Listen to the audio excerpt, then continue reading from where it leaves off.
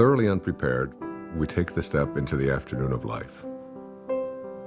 Worse still, we take this step with the false presupposition that our truths and our ideals will serve us as hitherto. But we cannot live the afternoon of life according to the program of life's morning. For what was great in the morning will be little at evening. And what in the morning was true, at evening will have become a lie.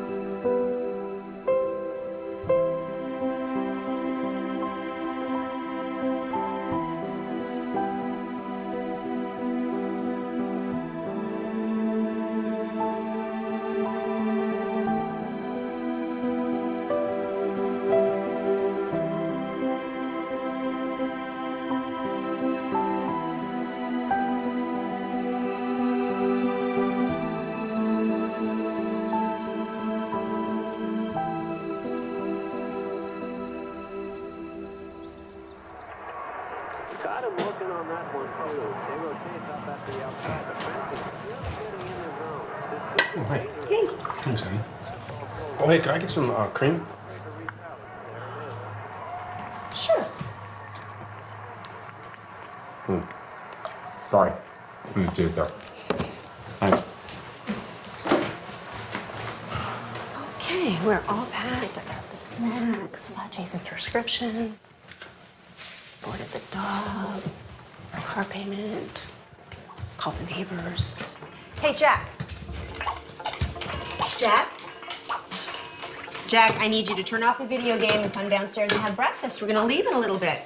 Let me just finish this level. Okay, fine, but then we're unplugged all weekend, got it? I don't even know what that means, unplugged. It's a very sad commentary on our life. Hey, sweetie. Time to get up, sweetheart. Is it tomorrow? It is tomorrow. It is, and we're gonna go on vacation, and we're gonna have so much fun, but we gotta miss the traffic, so let's get going. Gotta get up, monkey. Okay, off you go.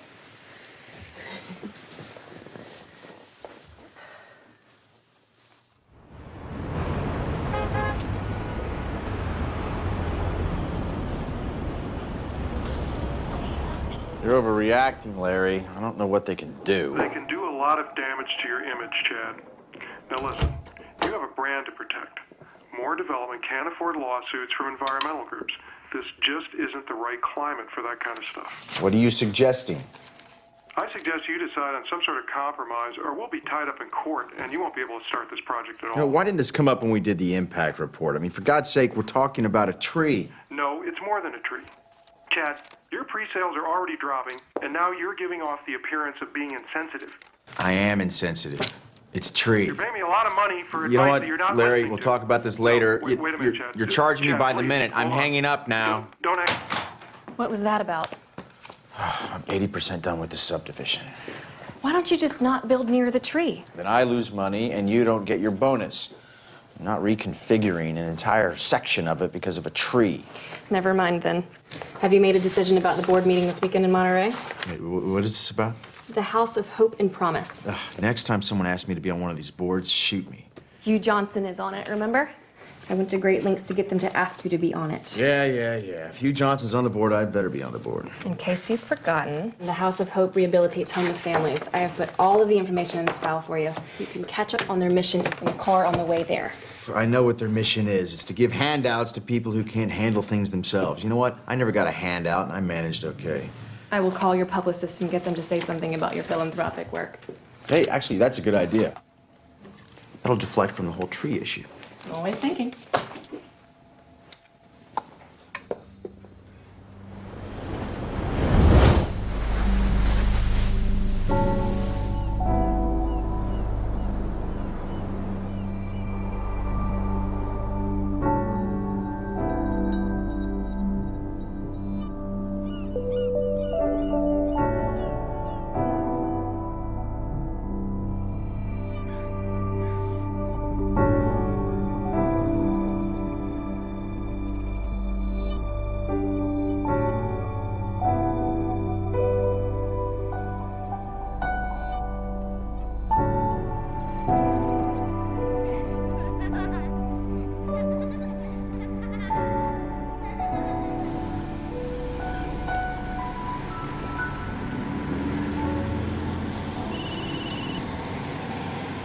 I need to find where the director's cottage is, so. Hello? You gotta get a new van, bro. Yeah, what happened? Is it? Well, it's kind of hard to hear you. The reception's shoddy up here. What do you mean they're reconsidering? You're kidding, right? Well, you're my agent. You're too violent. What does that even mean? I don't make slasher films. I make art. You got to convince them of that. Do they even know the talent we have on this? You got to find a way to get them. Look, he shook my hand. He looked me right in the eye, and he said, "This is a go project. I want to do your film." Yes, because if the money doesn't come through, I'll have to scramble to get another investor. I thought this was a sure thing. Excuse me, coming through. You want to make me happy? Get the money from my film. That would make me happy. I gotta go. I'm on the Wayne Dyer thing. Bye. Wow, damn. Is there anything we could do? You got about $5 million? If I did, would I be here? Then I don't think you can help me. Cheer up, David. It's a quick job. It's quick. It's quick and fun. It's 6:30 in the morning, Sarah. It's not going to be fun. It's just a job. Nothing artsy. We'll get them their footage, and then we're out of here. Wayne! Good morning, David. How are you? I'm great. I hope this isn't too early for you. Oh, no, I've been up for hours. Good, good. This is Rob, our cameraman. We're very lucky to have him. Nice to meet you. Ron does sound. Hey, Ron, nice to meet you, my And friend. this is Sarah, my production coordinator. Sarah. She's Pleasure. very resourceful. Great. If you need anything, just ask her. Got it. So if you're amenable, I thought we'd head down to the social hall area and then set up down there. Let's do it. I'm ready. I've been ready for hours. Yeah. Oh, let's do Grab it. your cape. Let's go. Super. After Do it. you, Jonathan. All right. All right. How'd you sleep? I slept great. Oh, is there I'm anything? excited about this. Is there any expectation I should know about? I have no expectations. I'm totally in your hands. Whatever you want to do, I feel sorry Okay. for you, Dr. Dyer. You're sorry you said that. I'm just going to blot you a little bit there. You got a little shine. Okay. You can't go wrong at this place. Isn't it beautiful? It is gorgeous here. I'm sort of allergic to nature myself. Oh, I just love it. I'm so thrilled to be here. He looks good. You want less trees, more trees? How's that looking? Sure, that's fine. You know anything about the history of this place? Have you looked into it? Not really. We just go where they send us, you know? The guy who runs this is a fascinating guy. He was telling me about the history of it. I can't hear him. Really a magical place. It's it's. Can you say that again? I'm sorry. It's a magical place. I got him. Back in 1913, Julia Morgan, she was an architect, Oh, right. and she designed this entire place. They set it up as a conference center for the Western Division of the YWCA, and they would hold all of their meetings here. And the name of the place, it's called a Silomar. You know, who knows what a Silomar is? And I was asking him, he said, well, a silo or a silio means refuge, and mar means sea. If we're good, we can start. That's interesting. Hear that, David? I heard it, together. yeah. This is a refuge by the sea, and it's just stunning. It's just so beautiful. I'm so That's excited great. to be here. Wayne, just so you know, tomorrow and the next day, we'll just ask you questions, and you go ahead and answer, and then we'll move locations and do more of the same. And I'll also be shooting some B-roll over the next couple of days. What again? B-roll? B-roll, like walk the and bees? talks You're and shooting the bees exercise. that are here? Yeah. Listen, it's your vision. I'm open to anything. Whatever you see, I'm happy to go along with it. Well, I'm more of a technician on this one. Really? Well, you know what? You might find yourself learning something. Maybe. Well, I'm open to it. Great. Let's go ahead and roll camera. We're speeding. Sounds good. All right, Sarah, would you be kind enough to slate it? I would love to. You're going to slate me? I'm going to slate you. All right. Dr. Dyer, interview 1. Okay, Wayne, you came up here to write your latest book. Can you tell us a little bit about what you came up to write about? Yeah, I'd be happy to. One of the things that has intrigued me over the years is so many people coming up when I talk about purpose and finding meaning in their life is what is my purpose? How do I find it? It always seems to be eluding me. I can't seem to get there. I've always felt that the real purpose of life is just to be happy, to enjoy your life, to get to a place where you're not always trying to get someplace else. So many people spend their lives striving, trying to be someplace that they're not. They never get to arrive.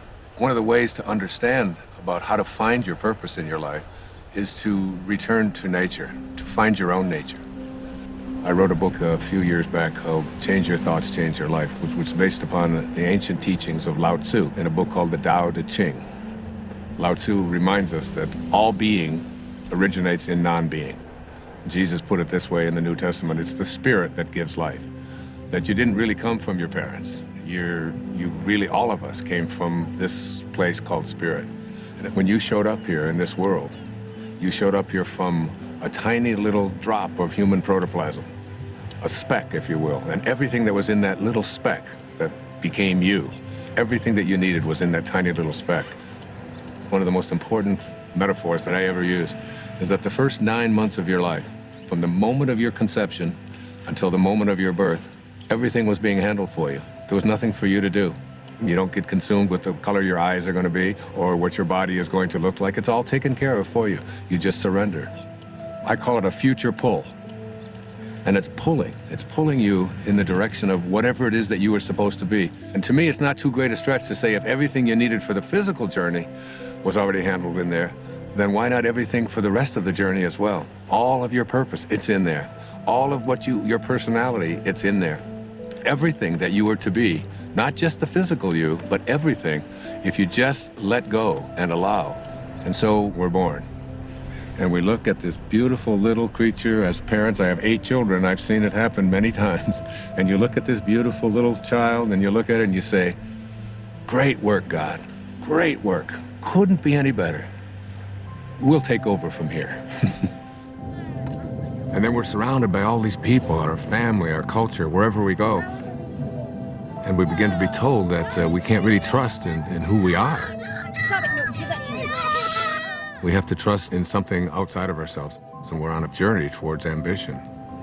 Once you begin to say, we'll take over from here, you introduce something, you just take this perfection, and you just edge out the Creator. You edge God out.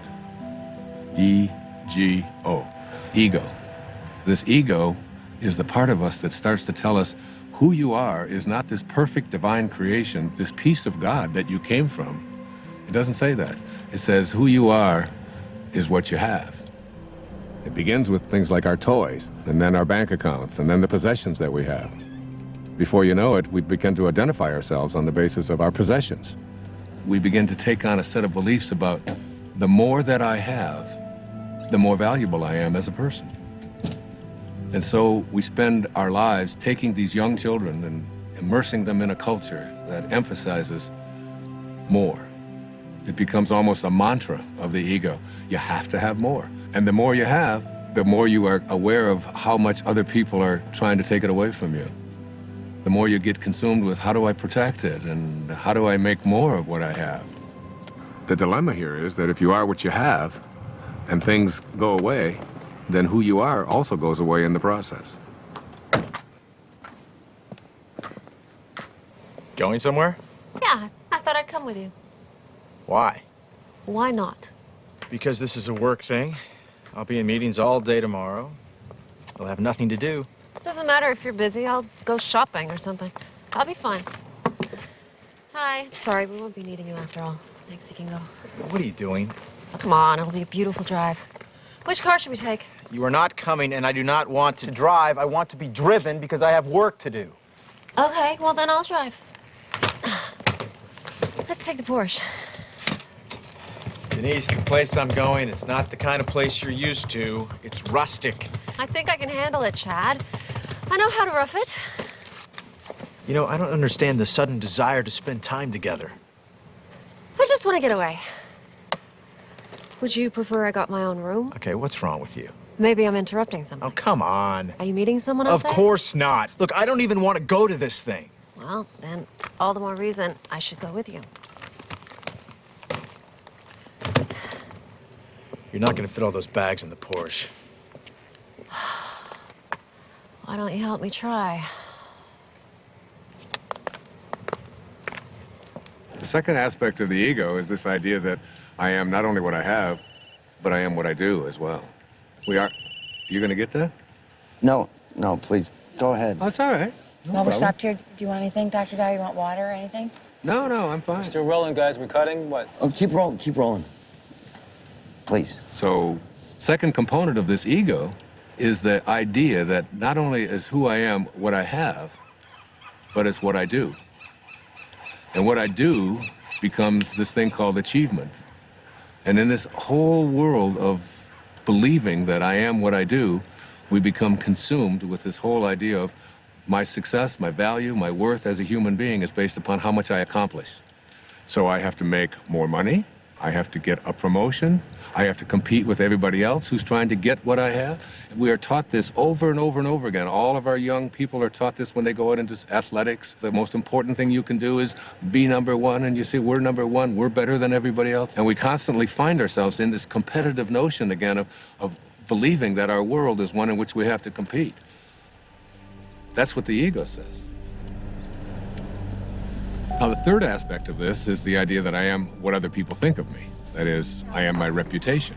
Particularly, this is relevant for young people who are taught that you have to dress the way other people think, and if other people don't like you, then there's something wrong with you. If you're consumed with that, then you're going to be something different every time you turn around. Now, this is particularly relevant with women, and especially in relationship to the family. Women are often taught in our culture and our society that the only way that you can fulfill yourself is by how you relate to your family, to yourself as a daughter, to yourself as a mother, to yourself as a grandmother. And while these are very important and creative aspects of every woman's life, if that's the choice that they make, it's not necessarily the only thing. And many women feel that deep within them that they have a calling to accomplish something great, to make a contribution. And oftentimes we'll put it aside. So what I encourage women to think is, don't ignore that calling inside of you. Don't ignore the part of you that says you came here to create something powerful, and you have just as much of an influence in doing that, just as much of a right to do that as anyone else does. Sure, I saw that one too. I wonder if I can get the whole collection on DVD. I think that might be a possibility. You know what my favorite episode is? I don't. Kick the Can. Now that is a good one. You know, when all the old people become young again. Yes, yes, heartbreaking, isn't it? You know, the other episode I like is the one where... You know what, I'd like to check in. I'm sorry. Are you with the wedding? No. There's a wedding? People actually get married here? Yeah, all the time. I'm not criticizing it. I think it's charming. Chad Moore. More development? Yes? Ethan Lipton. I used to work for your company a few years ago. Oh, right, yeah. Yeah, in accounting. Yeah, sure. Darling, we'll talk later, okay? Okay, great. Oh, be sure to tell the guys to show up on time tomorrow night at the rehearsal dinner. This whole weekend is going to be a continuous celebration of love. Well, I do like love. Well, that's why I'm in this business. Bye. Are you getting married? No, I'm with the band. Oh, well, have a fun weekend of love. You guys too. Do you remember that guy? Not at all. Hi there. Hey, let's see, I'm checking in. The House of something? Promise and Hope. Promise of Chad Moore. I'm on the board. Welcome to Asilomar, Mr. Moore. We have you in North or Longviews. If you go out the door and to your left... My wife has joined me unexpectedly, so could we get one of the larger rooms? You don't have to tell him that. Well, they weren't expecting you. You were unexpected. Just one of the nicer rooms would be wonderful. Thank you. I'm not used to camping. Camping. That's funny, Denise. Let me see what I can do for you. There's so much stuff we can do. Oh, that'd be cool. Where are the kids? Huh? Oh. Ethan. Whoa. Jack, Ethan, come over here. Come on. Come on! Get over here! Come here, troopers. Take you and go with your mom. Stand on my toes. Yeah, and also something away from all the noise would be nice. I do have a room on the first floor in the lodge building. Yeah, something higher. Of course, Mr. Moore. Do you have a room on the second floor? Higher than that, please. I'm afraid that's about as high as we go here. You're kidding. What a waste of real estate. I think you'll like this room. It has a balcony. All right, if you say so. Give me a second. Give that to your mother. Give that to your mother. You heard her. Hand it over. I said we were going to be unplugged this whole weekend. Do you guys just want to go home? No, we're not going to go home. It's no fun. Come here. Stay with me. Here, jump on my feet. Jump on my feet. I'll lift you up. There's no way we can have all these meetings with these kids running around and screaming. Have a great stay. Look, I don't need to be having this conversation right now. I don't have time for this. I can't deal with this right now. We move into then the later parts of the ego, which talks about something called separation. And the ego has a very strong belief system that who I am is separate from everybody else. And then another component of the ego teaches us that I'm also separate from everything that's missing in my life, from all the things that I'd like to have. And then finally, the ego teaches us the most egregious error of all. It teaches us that we are separate from God.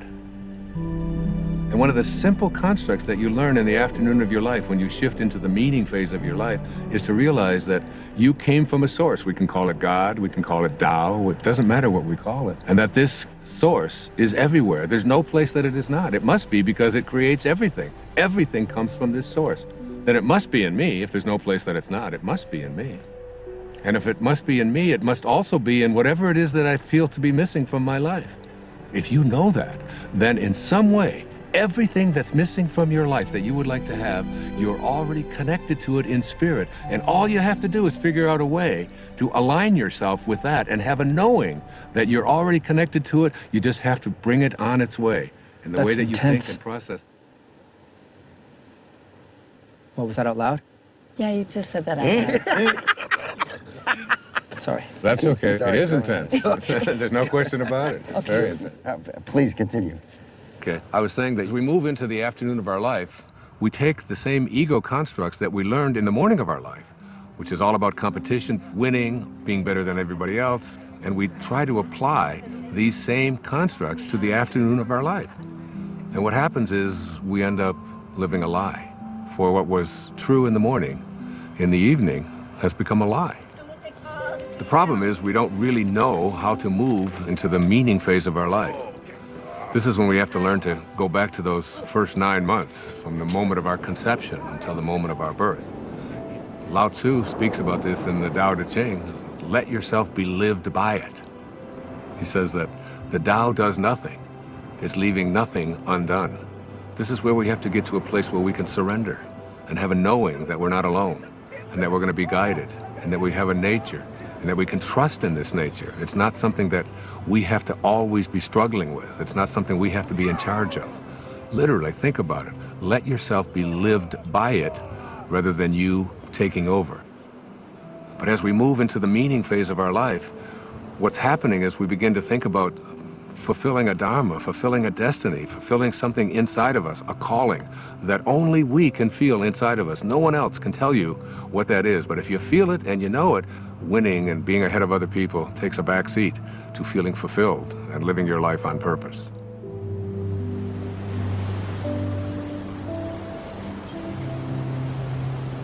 I'm coming to get you. No, Ethan! Don't throw sand.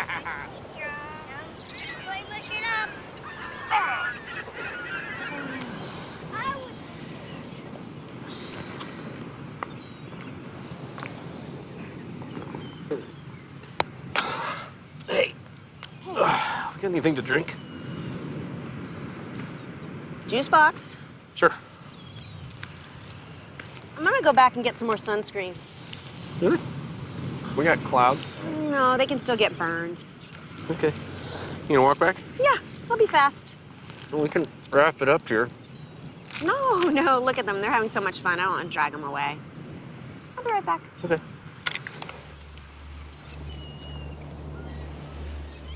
You got some great stuff. Well, I think it was a good start. I think it really was. I think you're going to see this thing come together in some unexpected ways. You're going to be surprised. You really are. Directors don't like surprises. Well, you're in for some. Great. I'll see you in the morning. I look forward to it. Thanks for everything. It was great. Thank you. Thank you, guys. Thanks for everything. Yeah. Thank you. You're welcome. See you later. drive? Yep. Okay, See you tomorrow. thank you.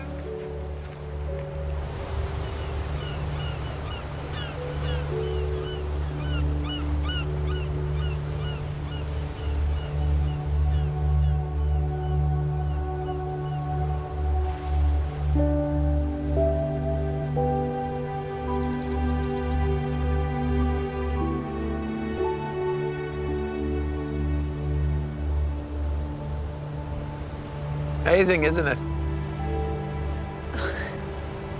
Yes, it is. Looks like they're reaching for each other. Sorry? Well, the trees, it looks just like they're reaching for each other.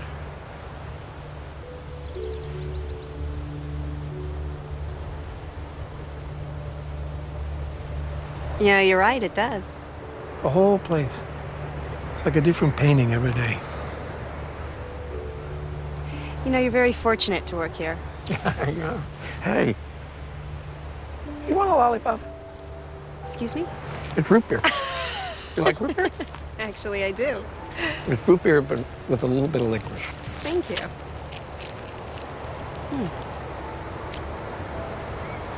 I like it.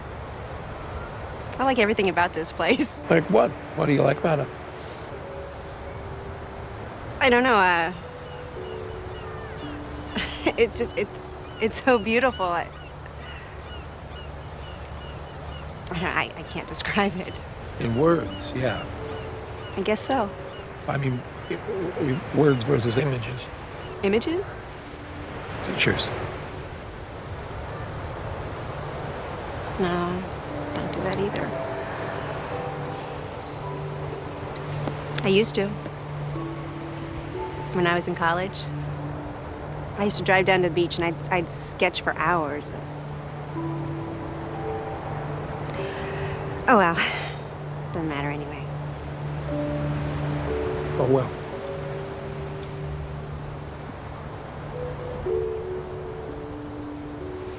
Hey, Mom. Where you been? What? We got cold. You eating a lollipop? I am. Bring any candy for the kids? No, I'm sorry. Oh, that's all right. let's go back. Come on, buddy. Let's go. Yeah. All right. It's okay. Here. I don't get it, to be honest with you. That really doesn't surprise any of us, David. Seriously, if I didn't have ambition, nothing would get done. Is that supposed to be a comment about us? Have a napkin, please. You know what I mean. Like we're supposed to sit around and wait for things to happen to us magically. There's nothing wrong with a little magic in life. I can't trust magic. What I can trust is my own will to get things done. That's my main problem with what Dr. Dyer's saying. Okay, he's right there. You want to keep it down? He didn't hear me. Dr. Dyer, you want to come hi. join us? Sure, I'd love to. How you guys doing? Great. Good. This chicken's great. Good, good. So, Dr. Dyer, Yes. We were all just discussing your Right. first interview and all those things you said. And basically, David thinks that it's all BS. What? David, really? I don't think all of it is. I mean, I'm entitled to my own opinion, right? Absolutely, you are entitled to your opinion, and I respect it. And you know, David, you don't have to get this all at once. You know, just get a little bit at a time. That's all it takes. You know, you just start practicing it. Eventually, it becomes a way of life, and you start living from a different perspective. I'm not really a spiritual person. I'm too busy. Yeah, spirituality is kind of like a luxury. That is true. I find it hard to find time to meditate. Let me ask you this. Do you think that you're an inspired person? Do you live an inspired life? Do you feel inspired? I have no idea. Really? Well, let's take an example. Let's supposing I had an apple pie that we had just made. And out of this apple pie, we take one slice. We take the rest of the pie, put it over here, and I take this slice and I give it to someone. Let's say I gave it to you, Ron, and I say, Ron, what is this? That's an apple pie? How do you know that? How do you know it's an apple pie? Because it came from an apple pie. So, well, you laugh, but I mean, the truth is that's a very profound statement that you just made, that everything in the universe must be like what it came from. You can take an acorn and you'll never get a rose bush out of it. You look at yourself and you ask yourself the question, where did I come from? Who am I and what am I like? You know, instead of making our choices out of the place that we really are, our authentic self, we're making them out of the ego. And every time we make choices out of the ego, all kinds of things begin to happen to us that take us away from finding meaning in our lives. How do you know if you're making a choice from your higher self? You gauge everything on the basis of how you feel. Are you stressed out? Are you anxious? Are you fearful? Are you angry? Do you feel good about yourself? Do you feel like you're on purpose? Do you feel like your life has any meaning? When you're operating out of the only part of yourself that is authentic, bliss is your response. But what about the upside of ambition? I mean, I'm a filmmaker, and if I didn't, doesn't ego serve me? I mean, if I was going with the flow, I'd never get a movie made. That's a conclusion that you've come to because you think out of the ego. You know, the fact is that you might even be able to make much greater films if you came out of a higher place. Imagine yourself as being able to live and work and do everything that you do from this place that, well, it's called Dharma. What's Dharma? Dharma is a spiritual principle that implies there is a purpose to our lives. Like an otter has a dharma, a bird has a dharma. Everything has a purpose. And when you find yourself living from that purpose, you have found your dharma. Your dharma is something that you will be living by. And rather than constantly using the ego, you will begin to say, this is what I'm here for. It's like, I call it a calling. It's like an inner calling. How do you know what your dharma is? Like, what if you can't even find your dharma. Yeah, I can't even find a date, let alone my dharma. Well, your dharma isn't anything you're ever going to find. Your dharma is something that you're always connected to. It is your divine purpose. It is something that you are aligned with throughout your entire life. The ego has kept us away from it. Excuse me, I have to take this. This is what I'm talking about. I'm sorry to interrupt. How does this help me find a date exactly? You don't need to find a date. If you live what I'm talking about, you'll understand that everything will be perfect and everyone that comes into your life will come in on time perfectly. You're a divine creation of God. You're a spiritual being. You don't need anyone else to confirm that. I love that. It's true. Dr. Dyer said it was. It is true.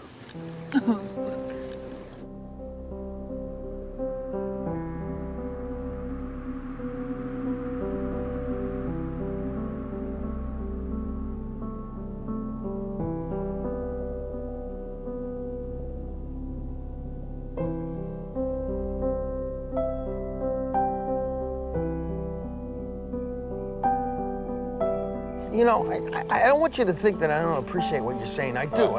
Not that you would necessarily be concerned with what I'm saying, because that's the ego telling you what to think, right? So you were listening? Yeah, I'm listening. I just think it's good to have a plan. Well, what's your plan? To be a successful filmmaker, to make a name for myself, to make money, to have a good relationship. So you're talking here about prosperity, you're talking about abundance, you're talking about happiness. I haven't any problem with that. I've been attracting abundance and prosperity into my life forever. I think it's actually quite easy to do. I really believe in it. For you? Well, you know, the problem what you're talking about here is the ego. The ego and your attachments. You know, you become attached to you know, how much money you're making and how well your film is doing and is everything working the way I've been told that it should work. When you become attached to things and they go away, you then lose who you are. But it feels so much like survival. We're not talking about survival here. We're talking about a shift away from the morning of your life and having to do everything for external reasons and moving into a higher place in your life.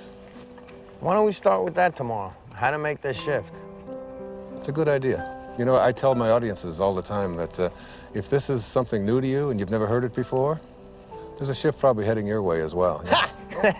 That's all I need. It could happen.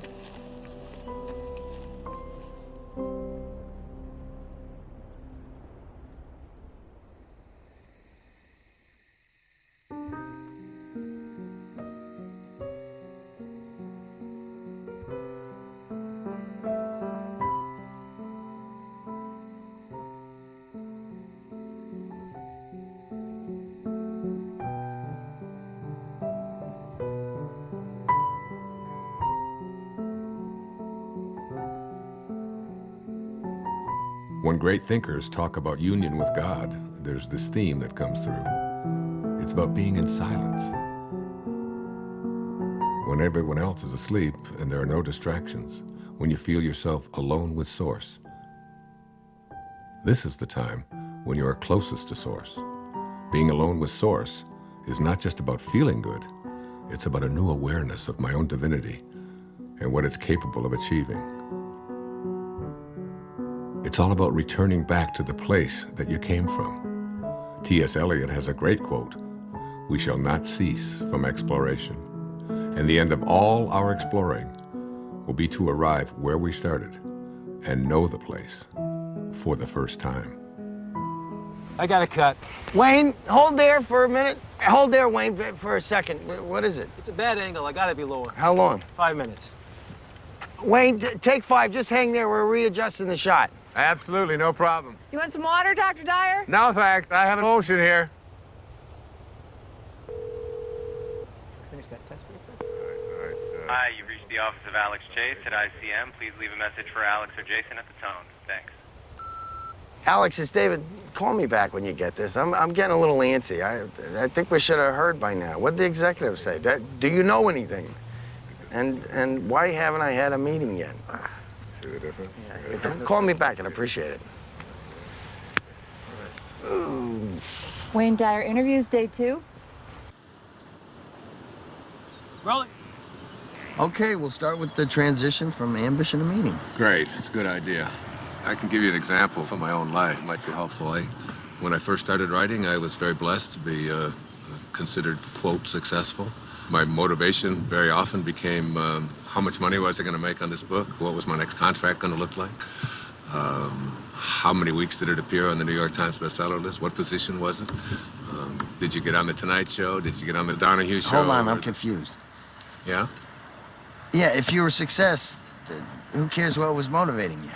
Well, I guess you begin to change your definition of what it is that constitutes success. I mean, success can be identified in those terms, and there are other ways to look at it as well. But there's people listening to you. I mean, where would you be if you didn't initiate it? I mean, it got you started, right? I'm sorry to interrupt. Are we switching to a Q&A format? I'm just curious. Sorry. No, that's okay. It's a very normal question. It's a very common concern that people have. For myself, we talked about my writing, David, and yes, by all means it was successful, but there was a part of me, inside of me, that said, there's something more for me. I was writing books about psychology, your erroneous zones, pulling your own strings, the sky's the limit. All of them were doing well. All of them were bestsellers. It was all. But inside of me, I was shifting. There was a calling to something else, and I could see the shift taking place in my life. And the shift was, it was more in the direction of spirituality. It was more in the direction of higher consciousness. I began to become excited and thrilled by reading people like Krishnamurti, by reading people like Muktananda. And I remember going to my agent and I said, I want to write a book about how to take some of these great spiritual ideas. He said, no. You're going to write a book about sex. He said, this is going to sell. This is like Dr. Ruth has got one, but you're way better than Dr. Ruth, you know, and he's going on and on. And he said, and then I've got a second book for you, and we're going to do a 2-book deal, and you're going to write a book about how to make money. You know, Wayne Dyer's approach to making money. And I'd say, Artie, I said, I can't do that. I said, I have to write about it. He said, no, nobody's going to buy this stuff. He said, that's the airy-fairy stuff. That's out there. That's all that new agey stuff. He said, you don't want to. I said, but I have to write that. That's what I'm living. That's what I'm feeling. It's so exciting. And I remember submitting the proposal to him, and he said, all right, I'll send it in. And they didn't give me much of an advance at all because they didn't even believe in it. But off I went. There was a strong inner kind of feeling that I had something greater to give. I had something that I had to do that was beyond just going through the motions, just doing what I had already mastered, what I knew how to do. I remember when I made the shift, even though there was a little bit of fear, I remember feeling probably the freest that I'd felt ever in my life. I wasn't motivated by whether people are going to buy it, how much money I'm going to make, whether people are going to put me on a bestseller list. Those became external kind of factors. Those became things that started to chase me rather than me chasing it. Basically, I think, David, what I'm trying to say to you is that you get to a place in your life where you start to be guided by something that's larger than yourself. Just stay aligned with what you're here for and stay in harmony with Spirit, with God, with Source. Stay there. And as you stay there, the meaning phase of your life begins to take over. And once you cross over into the afternoon of your life, it's impossible to go back. Wait, Monday? You can't keep telling me Monday. If it was coming through, it would come through like 5 Mondays ago. Well, we can take a pause here for a second. You are not telling me this right now. What do you mean? They're replacing me? You don't know what to tell me? This movie meant everything to me. I bought them this movie! It's my movie! This movie meant everything to me! Damn it! Okay, this would be a great place to break. Is he okay, you think? I think he's gonna be fine. Let's just call it lunch. Okay. Everybody get something to eat, okay? And then, as soon as I...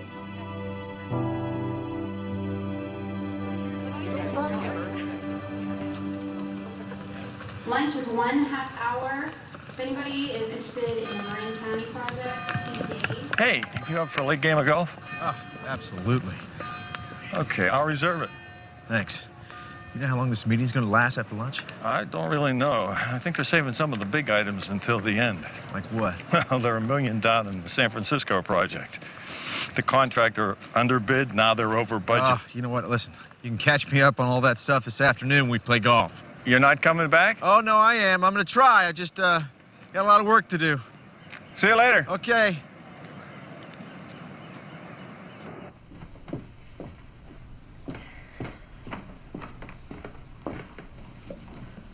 Good book? Not bad. I'm sort of a slow reader, but it's being patient with me. You said you worked for my husband? A long time ago. I don't think he remembers me. Oh, I think he remembers you. Well, he let a bunch of us go all at once, because, you know, he needed to scale back. Sorry about that. Hey, it's okay, truly. It's one of the best things that ever happened to me. I needed to try some different things, pursue some other avenues. Like your music. Like my music? Yeah. Well, it sounds like your story has a happy ending. Not yet, I hope. No. Don't rush me now. No, that's not what I meant. I meant you seem happy. Come on. Hey, you know what? You and Chad ought to come to this party that we're playing at tonight. Oh, thanks anyway. Yeah, come on. It's supposed to be a continuous celebration of love. Isn't that what she called it? Oh, yes, I think she did. Okay, so you guys have to be there to help us continuously celebrate. I can't crash a party. I just invited you. You can't invite us. Too late. Sorry. Happened. No. Thanks, though. I'll see you around. Okay. Wear something comfortable.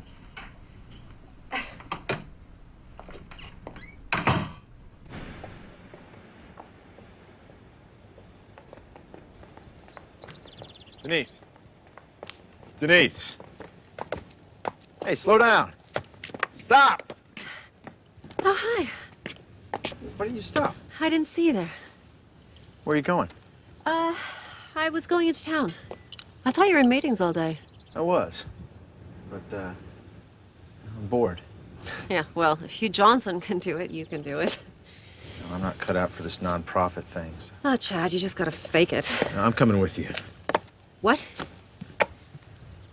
I said I'm coming into town with you. Honey, I love you, but I don't enjoy shopping with you.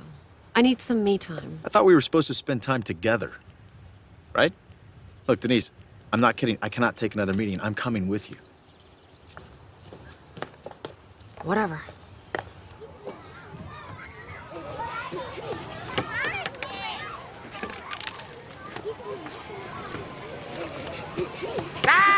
Hey! Guys!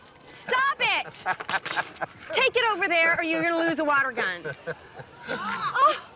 Oh, they got you all wet. Oh, it's no big deal. It's just water. Water is soft. Don't give it another thought. It's great. I am so sorry. Don't be sorry.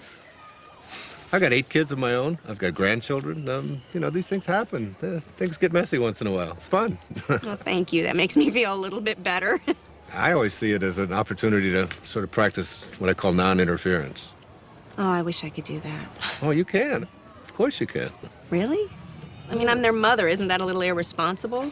I don't see it as irresponsible at all. I think parenting is not about having children lean on you. It's about making leaning unnecessary. Yeah, they've got a compass. Let them follow their own compass. What would I do with myself if I wasn't interfering? Oh, I don't know. Do you ever think about music or art or something like that? How'd you know? Know what? Nothing. Thank you. It was really, really nice talking to you. Well, you too. God bless you. Namaste. Namaste. All right, guys, come on. Time for lunch. I don't want to eat. Me either. Dad, before the ants eat them. Just come and eat when you're hungry. I'm thirsty.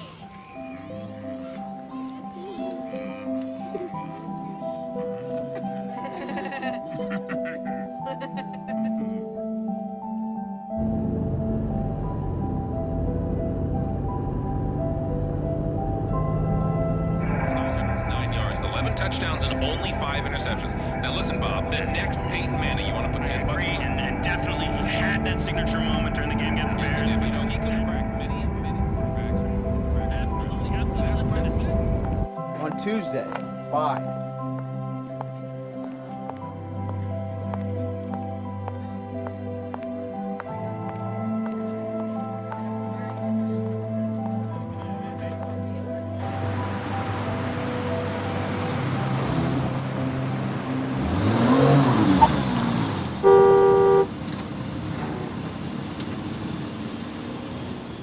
I think I'll return that dress.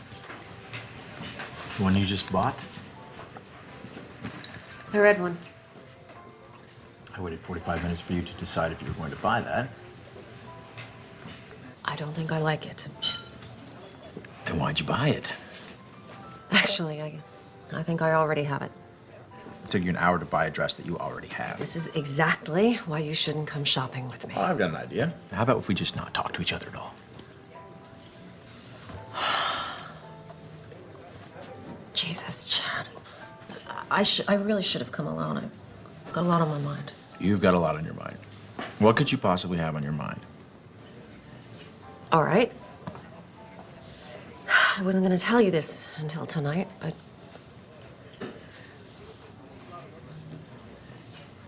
What? This weekend is a write-off for you, right? Because you're on the board of that charity. Right. You're about to have another write-off. What's that supposed to mean? Ugh, God, I'm trying to put this in a way you can relate to. Yeah, well, I'm not relating. I'm pregnant. What? You're joking. No, I'm not joking. I don't want kids. I know. I didn't either. But this just happened, and I thought, I don't know, maybe it's time for change. You know, that we should experience this thing that everyone says is so wonderful. You know, maybe it's time to stop being so selfish and start thinking about something other than... I want to be selfish. I like being selfish. I like our lives. We come and go when we want. We're happy. Oh, you think we're happy, Chad? I don't know if we're happy. I mean, God, you're always at work. We never see each other anymore. I'm always at work because I need to buy you the things that you want, Denise. Cars, clothes, houses, everything you want. But still, it's not enough to make you happy. Please, keep it down. I want this baby. I think it could be the most wonderful thing we could do with our lives. Come on, I get what this is about. This is about you feeling like you haven't done anything in your life. So you think you need a baby to feel validated. Well, you know what? I don't. I worked my way up from nothing, and I will not sacrifice our lifestyle so that you can indulge in yet another distraction. Wow. A baby is not a pair of shoes, Denise. I know that, Chad. You are so cruel, and you're so mean. God, you used to be fun. What happened? You planned this, didn't you? It was an accident. Sir, I'm gonna have to ask you to leave. Please. It can happen. How could you do this? How could you do this? Thank you so much. Thank you for making this the tender, precious moment that everyone Tender, precious moment? We don't have tender, precious moments. No, you know what we did have? We had a prenup, an agreement. You signed it. No kids. I know, and I changed my mind, okay? People can change. Well, you know what? I didn't change my mind. Well, what are you going to do about it? Divorce me because I'm pregnant? I might. As a matter of fact, I'm definitely divorcing you. Will you please shut up? I'm definitely fine. I don't care. Go ahead. I'm better off raising this baby without you. Good luck. You signed that prenup. You won't get much. I'll make sure of it. I hate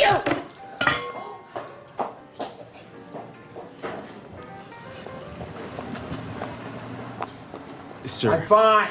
I still need I'm fine! Sir, I am still gonna have to ask you to leave. Oh, I'm leaving. Don't worry about paying. No, I am definitely paying for this meal. Please, sir, it's not necessary. Oh, she's got my wallet! Hey! You took my wallet, you kleptomaniac! You left it in the room, you moron! I'm calling my lawyer. I'm calling my lawyer right now. Oh, really? How are you gonna do that without your precious phone? Hey, come back here! Come back!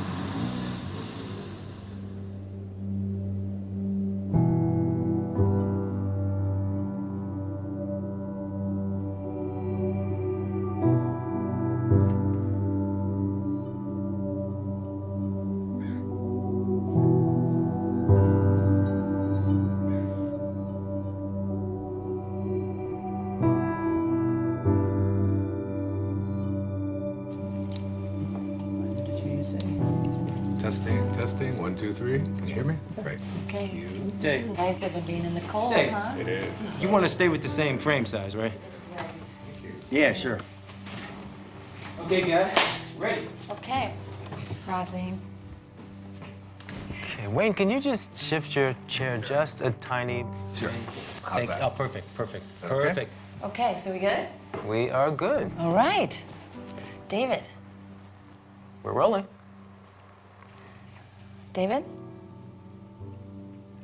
David, why don't we take it from where Wayne was talking about the shift? We can just continue from there. Sounds good to me. Okay, this shift, this movement from ambition to meaning, from the morning to the afternoon of your life, Generally, it's preceded by what we call a quantum moment. Sounds strange, perhaps, to use a term like that, but quantum moment really refers to the characteristics of what it is like when you have what Maslow called a peak experience. The first of these qualities, there's four of them. The first of them is that it's very vivid. The second quality or characteristic of these quantum moments is that it's a surprise. And the third characteristic of these quantum moments is that they are benevolent. They always feel good. The fourth and final quality is that it's enduring. That is, it isn't just something that comes and then goes and it's out the window. It lasts with you forever. For example, I left drinking behind in my life 21 years ago. And I couldn't even imagine that I could have given it up because I'd always had 2 or 3 beers every single day for the previous 10, 15, 20 years. I couldn't even remember a day when I hadn't. And I knew that I had to make that change. And it was 4:05 a.m. in the morning. I could remember the clock when it turned. I woke up, and there was like a breeze in the room, something that I'd never experienced before. The smell of roses. This was 21 years ago now. I can tell you what was hanging on the closet, the hook that I had there. On the mirror there, I had a cartoon that I had there. I can still see that thing exactly as if it happened this morning. The vividness of this is something that I've never, ever been able to forget. I can remember how surprised I was at what was happening at that time. It was almost as if some kind of force had taken over, and I was just amazed by it. So if you're lucky this happens to you? David, it has nothing to do with luck. It's like when the moment is right, when you are in a different state, in a different place in your life, exactly what is supposed to happen will happen for you. The low points in your own life, these times when you think that nothing could go any worse, oftentimes are the things that we need to propel ourselves to a higher place. Let me give you an example. The night before that moment that I just described to you, I had taken my entire family, 5 children, and my wife, and we had all gone to this restaurant. And like I always did, every single time I went to a restaurant, I ordered not just 1 beer, but 2. And that was so that in case the waiter wasn't there when I wanted my second one, I would be able to have it. And the waiter said to me, "Oh, excuse me, sir." He said, "I'm sorry, but I can't serve you alcohol." And I said, "Why?" He said, "Well, last night one of our waiters served someone who was underage, and we had our license suspended." I said, "Come on, we're getting out of here." And I made each one of my children get up, get back into the car, strapped into their car seats and so on. My wife, who, God knows, had so much to do, and it was such a hardship for her. But it didn't seem to matter to me at that time because I wanted to have my beers, and I was making myself more important than everyone else. And we drove off and went to another restaurant. And I can remember thinking that night as I went to sleep how ashamed I was. My wife tried to talk to me a little bit about it, but I would have none of it. I was right, and that's just what the ego always makes you. It makes you right. And that night, that experience that I had at 4:05 a.m. the next day, not only did it get me off of alcohol, it probably saved my life. It transformed my life in so many different ways. And it was all because I was open to it. You don't believe that? Sounds like more sitting around until some sort of epiphany comes to you. It's not about waiting around. You know, in the Tao, one of the great lessons that I learned is that it teaches us how to be soft, how to be flexible, how to not be always in control. One of the great teachings of the Tao says that let yourself be lived by it. But you didn't do anything. That's the whole point. That's the place you want to get to, where you just allow. In the recovery movement, it's called letting go and letting God. Allowing this source that is always flowing through each and every one of us to do and perform its magic. And that magic will always work in our best interest if we just surrender to it. If you could just stop interfering in your own life and just let yourself be done. If you can get to that place, nothing will be left undone. Everything that you need will be there for you.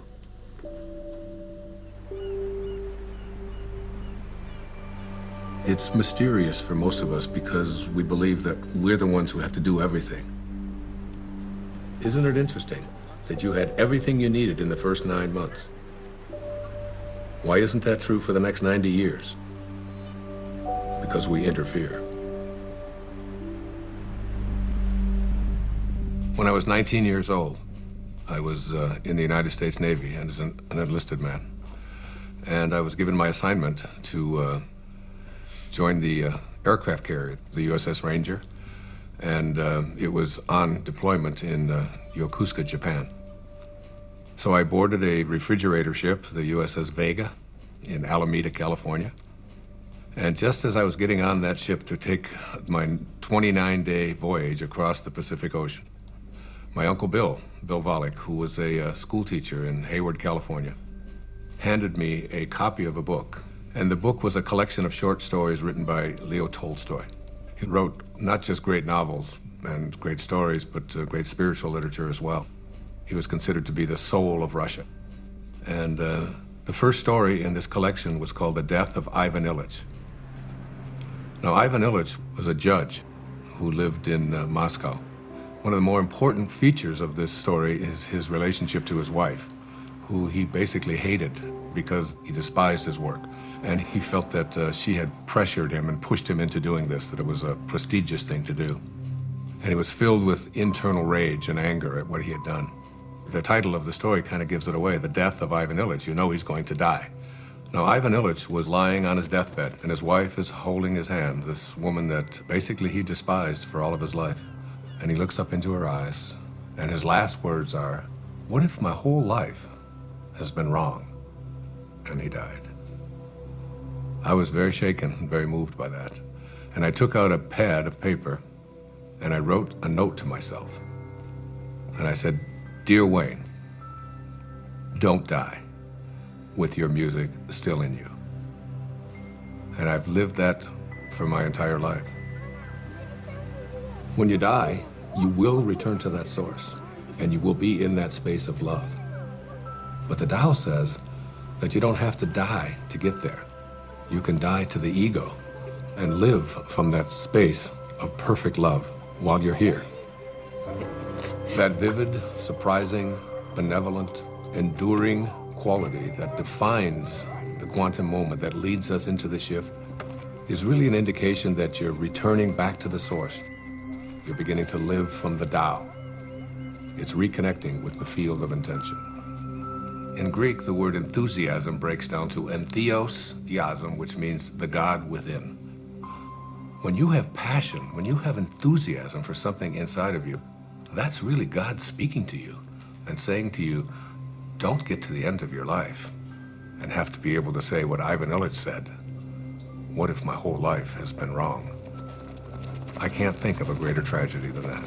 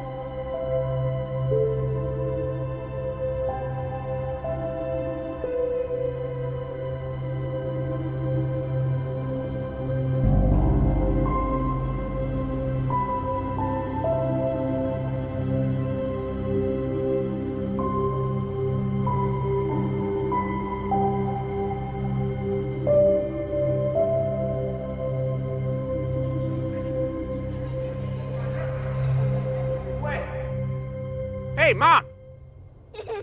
What? What is it? Earth to Mom, where'd you go? I'm sorry, it's just... It's so beautiful. I was imagining how I'd paint these trees. You don't put paint on trees. Oh, no, honey, it's, like make a painting of it. You know, like you make a picture in school? Mom, you're not a painter. I haven't seen him paint anything. All right. Next one to that rock up there. Wiz, go! Go! Let's go get him. Let's go get him. Go, man, come on! What did he do?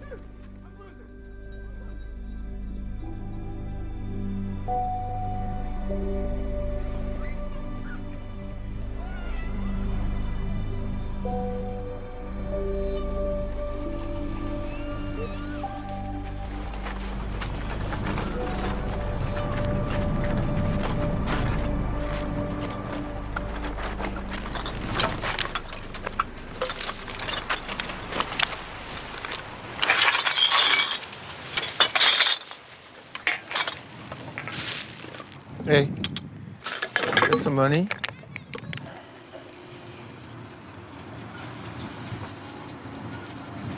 God bless you. What? I said, God bless you. Why would you say that? I didn't even give you any money. You got any money? Not at the moment. What, do you? Need to call a cab. Hey, here you go. This should help you. Thanks. Wouldn't happen to have a cell phone in there, would you? I don't need one. You make money with that stuff? I make good money. Where do you live? Over there. Over there. But my favorite place is there. Under that tree. That's my favorite. I know that tree. We're friends. It's a good one, huh? You know what you gotta do? You get some of these bottles, and you can make some money. There's a machine down there. You put the bottles in, and you make some money. Thanks. Maybe I can save up for a cell phone.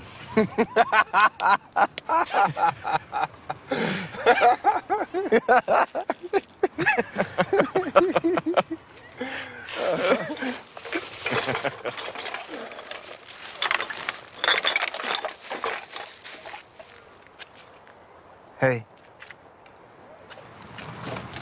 Do you have some money?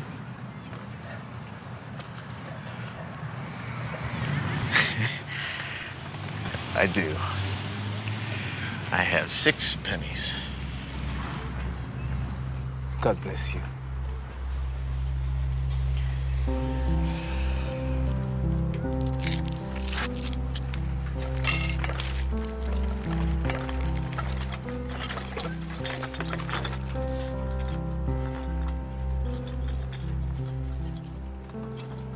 Synchronicities. It's like a collaboration with fate. All of that becomes the norm, and the ego is no longer the driving force in your life. You begin to recognize that there's a powerful organizing intelligence that's in all things, and it's working with you and for you, almost as if you're making it happen by just being connected to your source. The destiny that appeared to be imposed upon you by something outside of yourself is no longer the relevant driving force in your life. You're connected to the source, and it's almost as if this divine organizing intelligence, God, the Tao, whatever you want to call it, it's almost as if it's saying to you, you play the music that you came here to play, and I'll be there to help you overcome any struggle or any obstacle that comes along. And it's not going to be a struggle because Source is supporting you. Yes, hi. Could I get a cab, please, to Monterey Motors? Yes. Thank you. Thank you very much. Bye.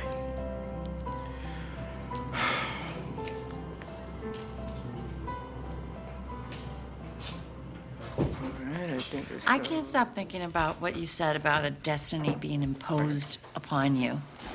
Well, you know, I think all of us, each and every one of us, have a knowing within us. You know, it's been said that when you trust in yourself, you're trusting in the very wisdom that created you. It's there to tell us who we are and what we're meant to be. I know, but so much of Hey. society is putting stuff You wanna get a on drink? people. It seems like all the I'm time. good. Dr. Dodd, can I ask you a question? Sure. Are men and women different when it comes to this? Do they shift differently? It's very different. As a matter of fact, there's some recent studies that have just been published on that. I'd be happy to share them with you if you like. That would be great. Okay, super. All right, I'm taking off. Okay, man, I'll catch up with you. So there was this incredible study done. It's, I've got it right here. It's called The Moment That Turns Your Values Upside Down. And there's 4 components to it. There's men and women before and after. Now, before one of these quantum moments, they were asked just to list the most important priorities of their life, from the most important to the least important. Now, for men, the very first and most important value that they had learned was wealth, the accumulation of money. It's not really that big a surprise, because we are taught as men when we're growing up that your job is to support your family, your job is to get ahead. And the second most important value for all of these men was a sense of adventure, to go out there and, conquer the world. Be whatever. the guy. Yeah, absolutely, be the macho guy. The third was achievement. You know, as men, we're raised to believe that you are what you do, what you accomplish, what you're able to create. The fourth is the idea of pleasure. You know, going out with the guys, getting as many dates as you can, having as much fun as you possibly can. The fifth of these is to be respected, all right? And we all know as men what that means, you know? You're not giving me any respect, man. And then you get out there, and when you're growing up and you're a kid, and if you don't get respect, you're having fights.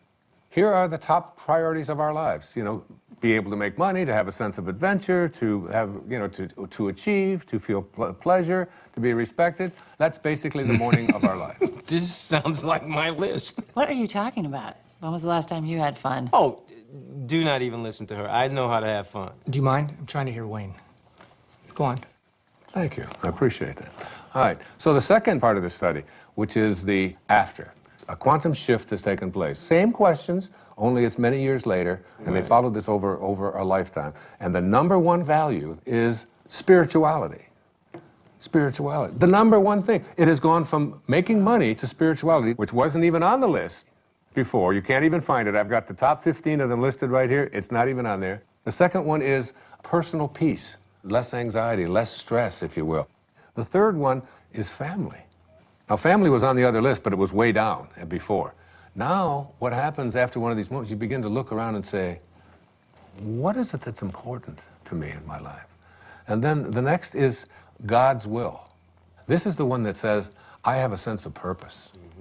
And then honesty is the fifth quality. Not just honest that I don't steal, but how honest am I as a man, you know, with my feelings, with yeah, that's exactly right, you know. Those are the top qualities for men. So there's the before and there's the after. You can see what a significant change this is, what a shift has taken place here. Hey, everybody. Hello. Thank you. We are very glad to be here tonight. Steve and Lisa are dear old friends of mine, and so when they asked me about the prospect of our band playing at their wedding, I felt like I had no choice but to say, are you sure? Are you positive that's something you want to inflict upon your friends and family at your wedding day celebration? And Steve and Lisa assured me that that was exactly what they wanted to inflict upon their friends and family at their wedding day celebration. And so, here we are. You need a bossy man to love you, a bossy man to hold you close, a bossy man to dress and care for you, a bossy man to take control. You need a man with all the answers, a bossy man who'll run the show, a bossy man, he pays for everything, he never says I do not know.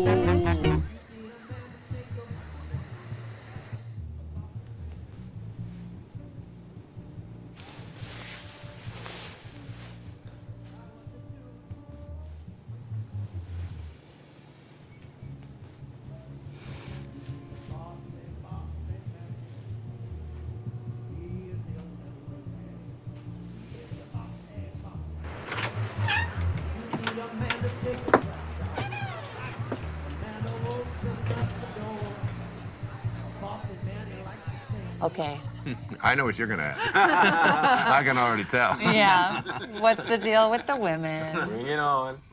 For women, it's even more astonishing. Before one of these quantum moments, the number one value is family. And it's not surprising because women are kind of raised in our society, in our culture, to be a good mother, to be a good daughter, to support your family, to take care of your children, and so on.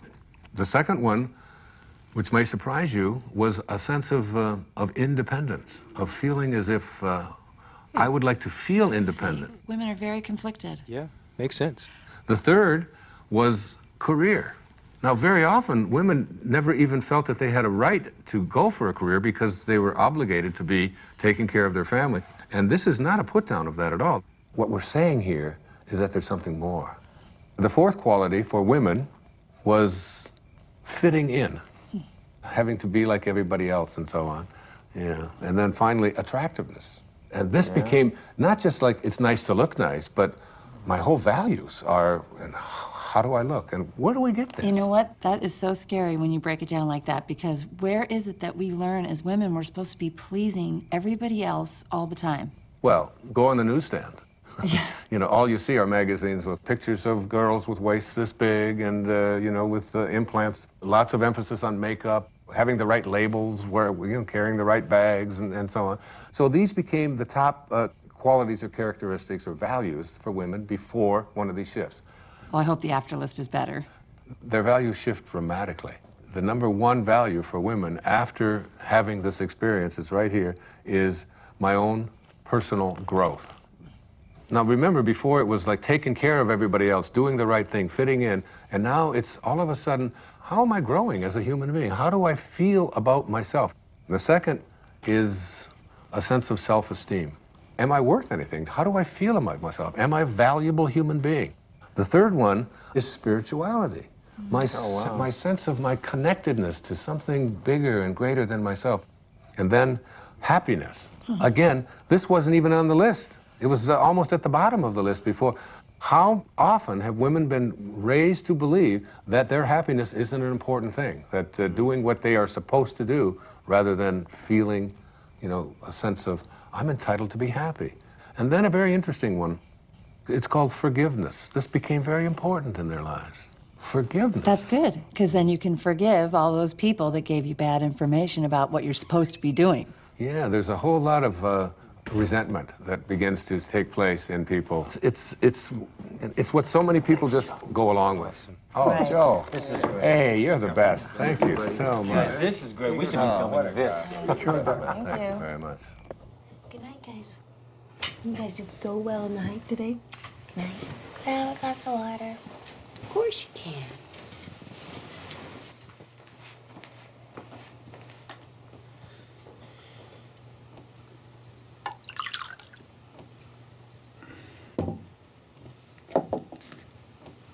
Jason, what's this?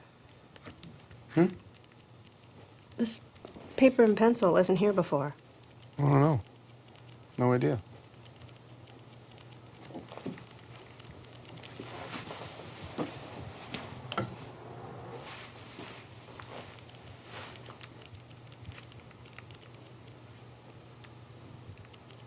Hey, Jason? I think I'm gonna take a shower. Okay.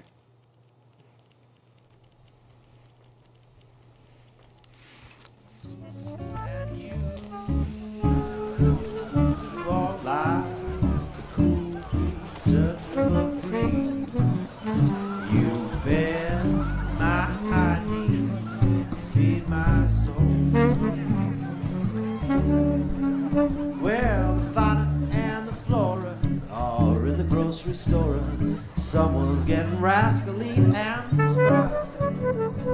Fauna says to Flora, I really do adore ya. Flora says, I know, tell me why. You are like one hot spot in the sun after a long winter storm.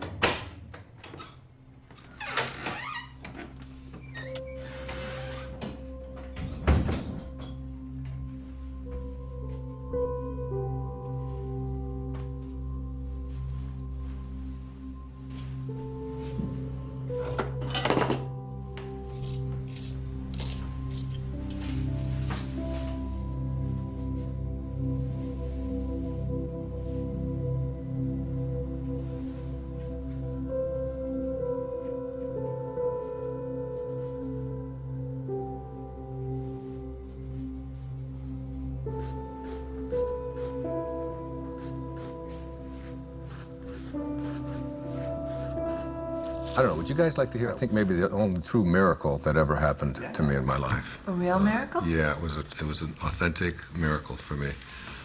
It was a healing that took place that I still can't explain. So it was in the year 2000, and I had taken a group of 25 people on a spiritual tour to Assisi. I've made several visits there.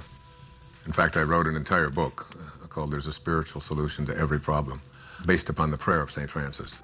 And I lectured for a couple of hours about it, and we all had visited the places where St. Francis had lived and performed so many of his miracles. The next day, we were going to take a tour to a place called San Damiano, where St. Clare, who was the first female to ever become a part of the Franciscans, lived. And on the third floor there was the bedroom, exactly as it was in the 13th century. There was a young man on that trip. He was 21 years old. His name was John. He was from Pennsylvania. He had cerebral palsy, and he had two very heavy braces on each one of his legs. We were going to go up to the third floor. Now, this was a winding staircase to get up to the third level where St. Clare's bedroom was. Now, John, in order to be able to go up the steps, he would have to move his leg out like this, you can imagine, and then he would go up the step, and then he'd bring the other one down, and then he'd go up the next step, and he would bring it back because his legs were stiff. But as we started to get into the very narrow part of the staircase, he couldn't, his legs wouldn't go out. He could only go this far, so he couldn't go up. And you can imagine he couldn't go down. It was impossible for him to go down. So there he was stuck. I was ahead of him. And he stopped me and he said, Wayne, I'm in trouble. I can't go up another step because I can't get my leg out to the side. There's no room and I can't go back down. What are we going to do? And there was a whole row of people behind waiting to go up this very narrow staircase. So you have the picture? Old people don't whisper, 'cause old people can't hear. We'll just talk louder and louder, year after year. Stop looking at me funny, get over here, and I'll whisper. You have grape juice on your wine? Oh, no. Thank you. No. Yes. Old wills grow stronger. Old backs grow stiff. Old feet grow wider and longer. Old dreamers drift. I'm drifting over your way.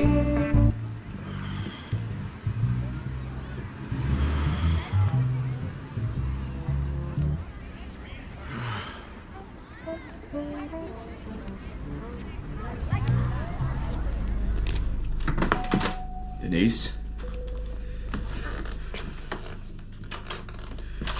Denise?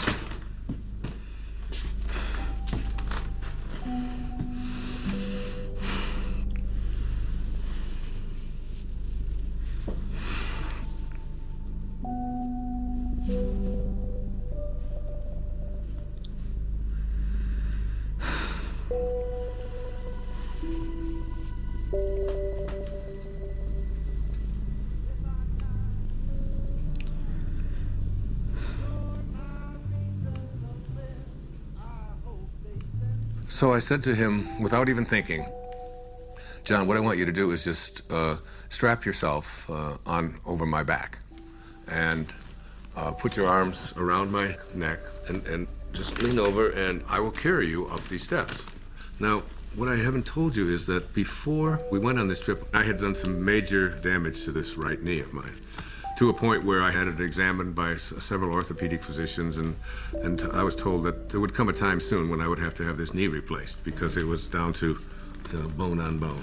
So as he got on my back, and now we're talking about 240 pounds or so, he went, I went about 3 steps, and I realized that my knee was about to collapse, and I was going to go straight down. And I had a quick vision of what the newspapers and the Assisi Daily News were going to say the next morning. Spiritual teacher collapses, bottom of the stairs, 40 people dead. You know, it was like... And so as my knee started to go down, at that moment, I saw a vision of St. Francis. I had a vision of what he would look like, and he didn't say a word. It was very, very quick, and he just went like this with his hands. In other words, stand up. And suddenly, and I had the fragrance of roses was in there, the same fragrance that I had, remember in the story I told you? In that quantum moment when I had that, the same kind of thing. And I stood up and I started walking up the steps with him, and my knee just suddenly righted itself. It was fine. Not only did it right itself, but I suddenly had like a burst of energy like I've never had before.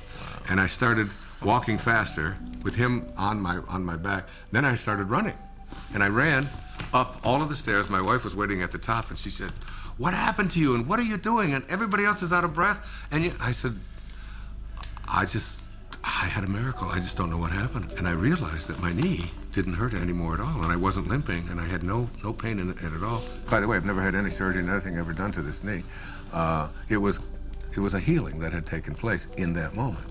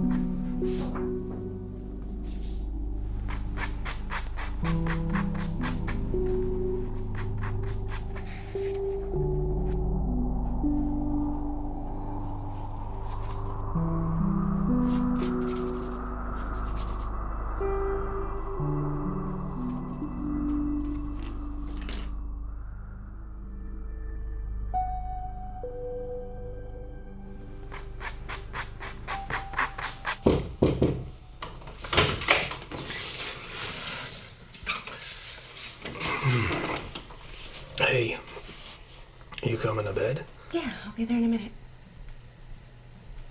What you been doing? Oh. I thought you were gonna take a shower. I did. And your clothes? I was going to, and then I got distracted. Huh. What you been doing? Nothing. Are you all right? What do you mean? Well, you just seemed a little checked out today. Just wondering if anything was wrong, or... No, I'm fine. Don't worry. I'm a little worried. No. Can I look? Jason, no. Quinn, I just want to look at him. Jason, I love what you do. I just wanted to look. Can you please go?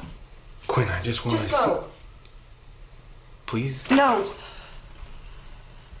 You know, really, you're not very good anyways. Really, don't bother. Don't bother.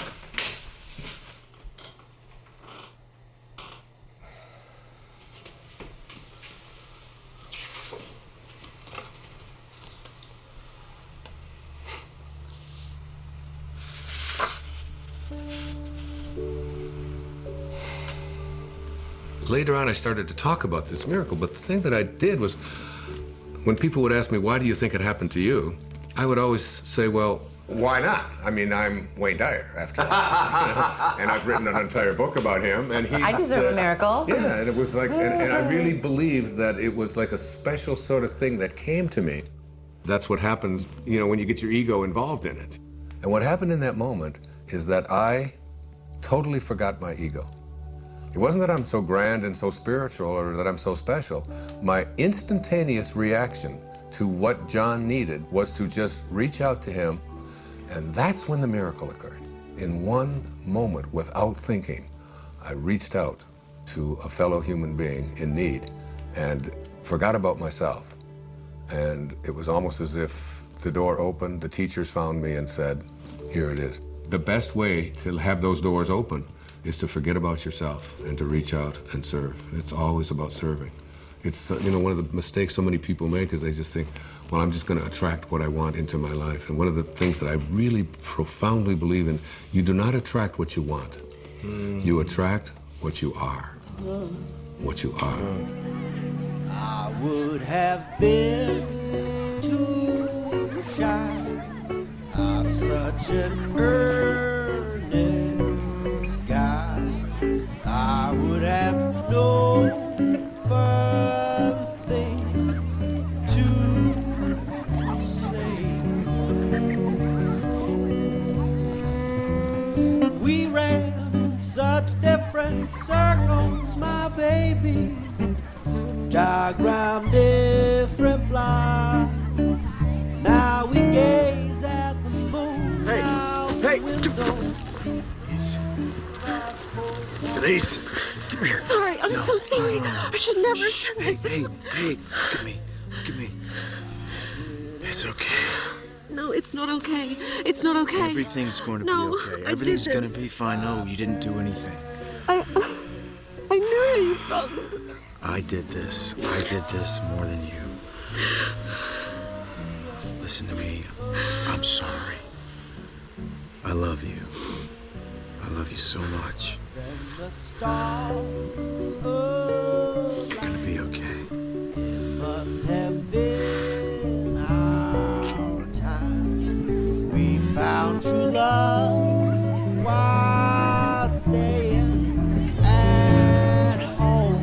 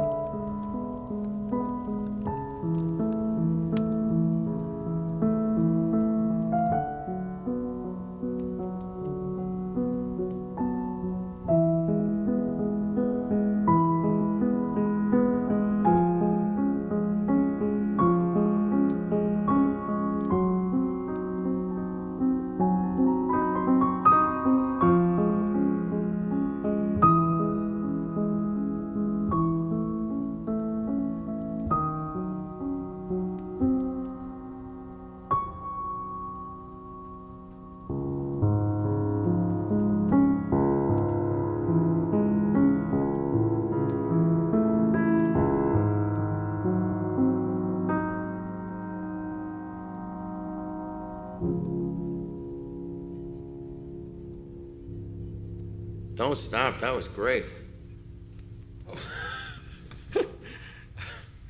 Thank you. What brings you out so late? Or I should say so early. Just couldn't sleep. You having trouble with the filming?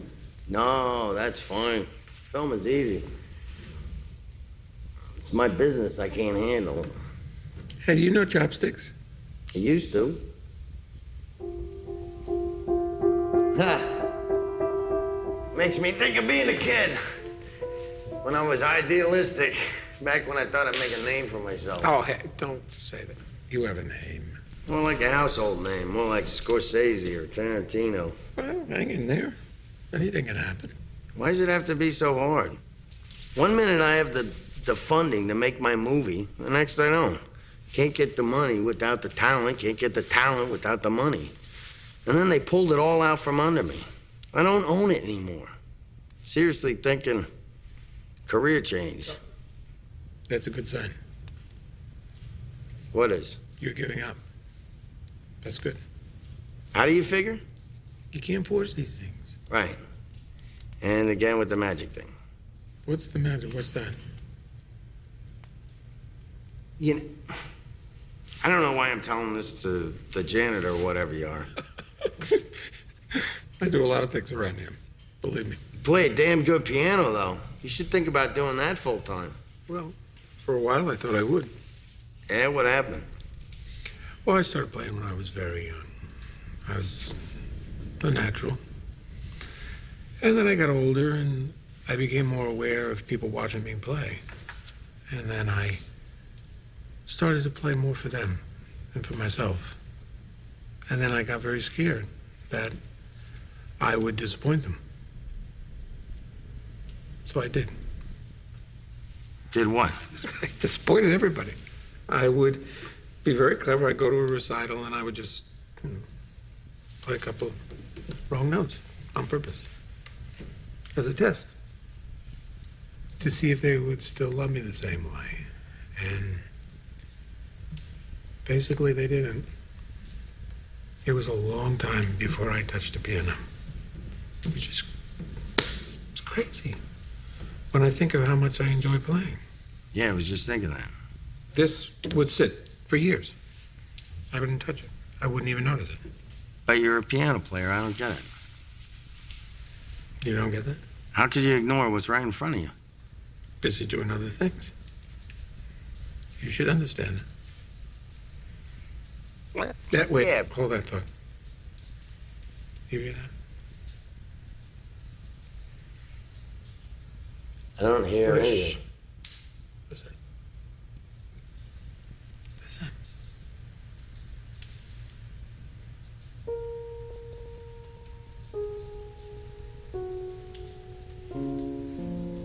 That's nice. I like that. I like that too.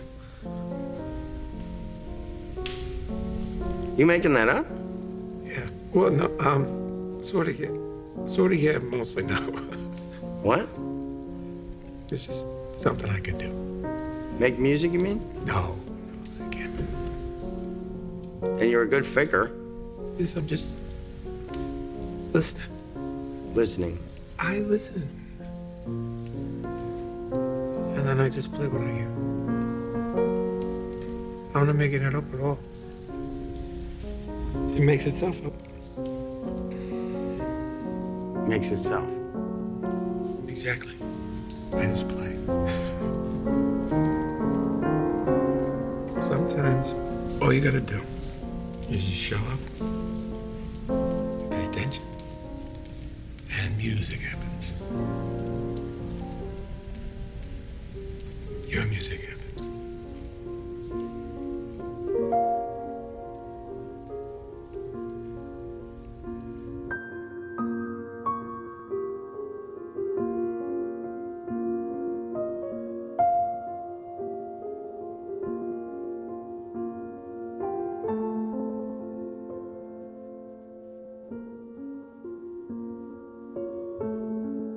Whatever you're looking for in your life is there for you.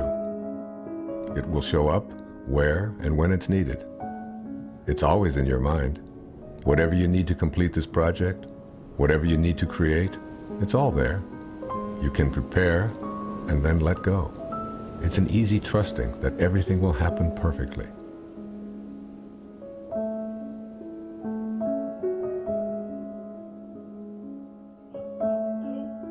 Bend forward to your lower spine. Bend your knees. Place your hands on the floor. Move your hips up and down. Right, left, right, left, right, left, right, left. Get your You know lower what? spine I can't shoot it from here. No? No, there's tint. Oh, but we really need something for B-roll. We don't have anything. I'm not the director. I don't know what David wants. Where is he anyway? He's probably sleeping off a hangover. Well, I gotta go in. I can't shoot it from out here. Oh, great. Go in. Go do that. You're not coming with me. Me? I'm not going in there. It's like 200 degrees in there. Okay. And what about you? No way, Jose. I had better get a bump for this. Mm-hmm. You're my hero. Okay. You guys suck.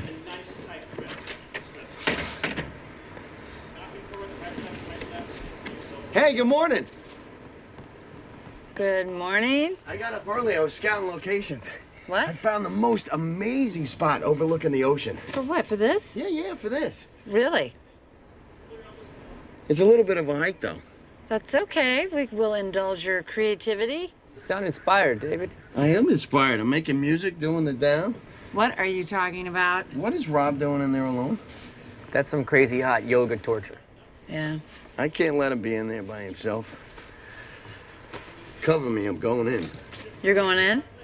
Pick up your right foot in front of you. He's going in. I can't believe it. We live in a world in which all things are possible. There are no accidents. There's a divine organizing intelligence that supports all things.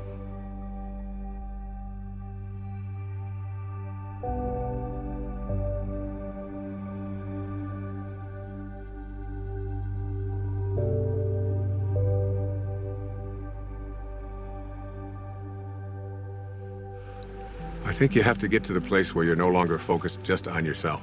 And the things that you really want for yourself, you begin to say, how can I want them more for someone else than I want them for me?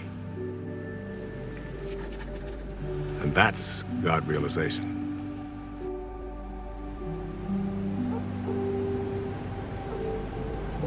One of the things that happens when you move away from ego is that you move from a sense of entitlement to a sense of humility. You realize you're entitled to nothing. That's just the ego speaking. So the fundamental truth is that you must be like what you came from. If you came from divinity, you must be divine. If you hold your hands up and say, these are the hands of God, then what does God do with his hands? God is just giving. That's all God knows how to do. Hi. How are you this morning? Better than yesterday. That's a good way to be. Not better than anybody else, just better than you used to be. Hey, I was wondering, is there a place around here where I could actually buy some flowers? I wanted to bring some back for my wife. I can let you have some of these if you want. Really? Yeah. I mean, they're not fancy like you get in a flower shop. They're just indigenous roses. A little more rustic. I think my wife might actually like that. Hey, no, wait, let me help you. Cut just above the leafy part there, and above the leafy part, and try to do it on an angle. Hey, there you go. Good. Can you tell I've never done this before? Not much of a gardener? I usually pay people to do my gardening. People who actually know what they're doing, like you. Well, I get a lot of satisfaction out of it. I've never really seen the value in flowers, I guess. Don't you ever send your wife flowers? No. That sounds bad. It's a new day. Yes, it is. You know, there are over 200 species under the genus Rosa. And there's a rose database that has, I think it was over 6,000 variations of roses. Seems almost excessive. Here. Thank you very much. Can I give you a tip? No, nothing. You sure? It's okay. Well, I'll be sure to tell the owner of this place what a great staff he has. You just did. You? You're the owner. No, I really am. I apologize. I thought you were just the gardener. That's an easy mistake to make. I saw you watering the plants. Plants need to be watered. Yes, they do. Thanks again.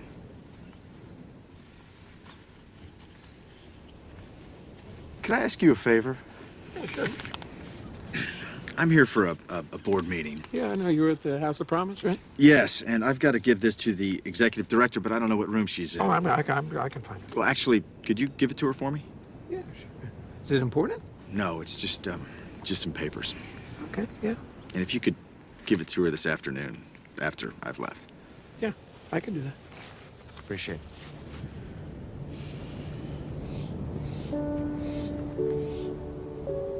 So you shift your thoughts from what can I get to how can I offer, how may I serve? If your attention is off yourself and about giving, the universe will respond by giving back to you. The universe will say, how may I serve you? But you have to be in a place of service yourself. That's when the transition is complete, when you move into that place that is without ego.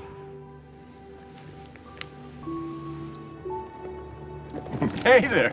Hi. Missed you yesterday. Had a great game. Yeah, got stuck in town. Yeah, I understand. Things come up. Yes, they do. How'd the meeting go? Nothing changed. They still need the money. But once they get the money, we'll see who gets the contract. See you in the city. All right, see you. Not so fast. Don't tilt it. No, we don't want to crush the flowers. That's very good. Oh, I'm telling you, you don't want to know how much these flowers cost. You know, it's the same florist the mayor uses. Now, oh, be careful, please. Thank you.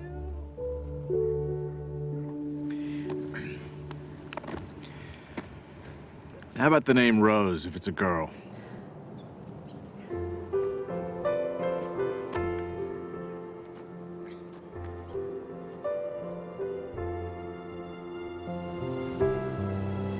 As we move into the meaning phase of life, it's not as if you no longer are ambitious. It's that you have ambition with meaning. You're ambitious about other things.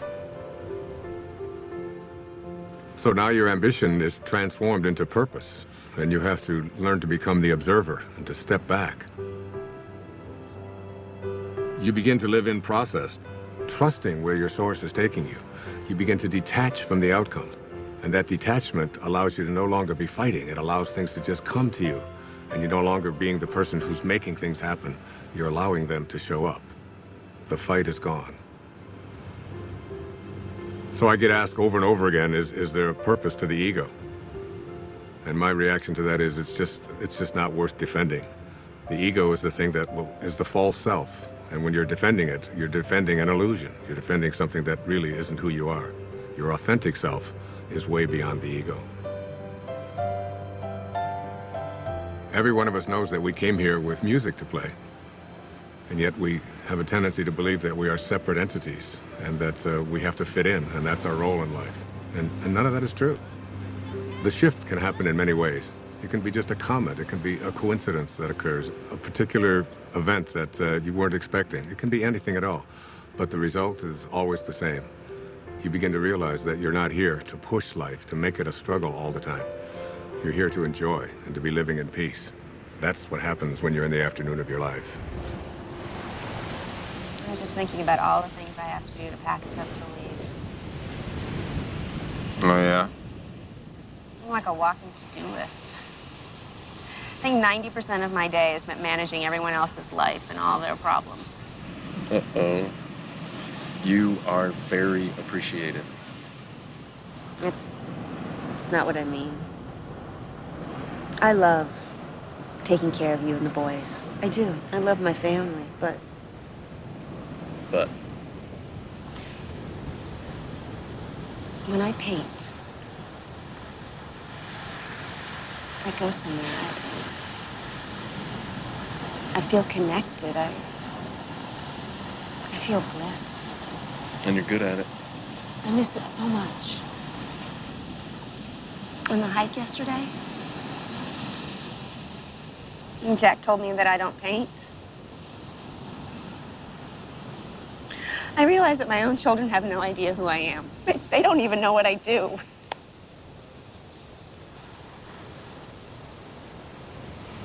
So do it. Really? Yes, absolutely. Thank you. I want to stay here. What? Just for a week. Right now, just this next week. What, you think I'm gonna leave you here all alone? Jason, every cell in my body wants to stay here just a little bit longer. I'm hearing you, but I have no idea what you're saying. I need to reorient myself. I need to find my way back, and I need solitude to do it. Quinn, you're a mother of 2 small children. You don't get solitude. Jason, you have to know I love you. And I love the kids, and I am still us, but I am more than this.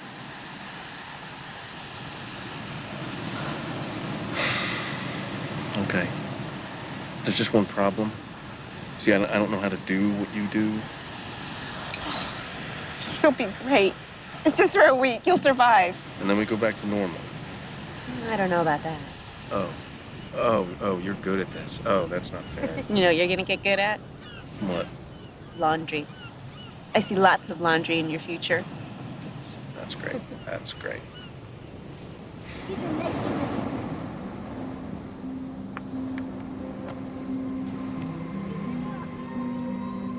If you want to see the doors open in your life, you detach yourself from what the ego says, and you allow yourself to live from this divine place called spirit.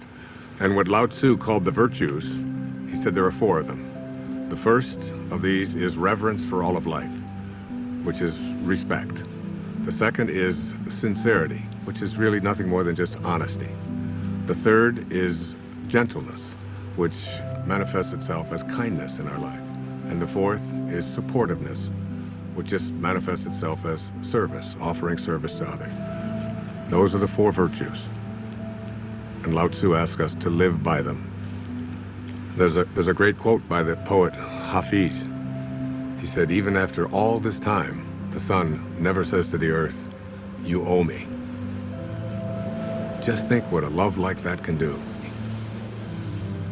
It lights up the whole world.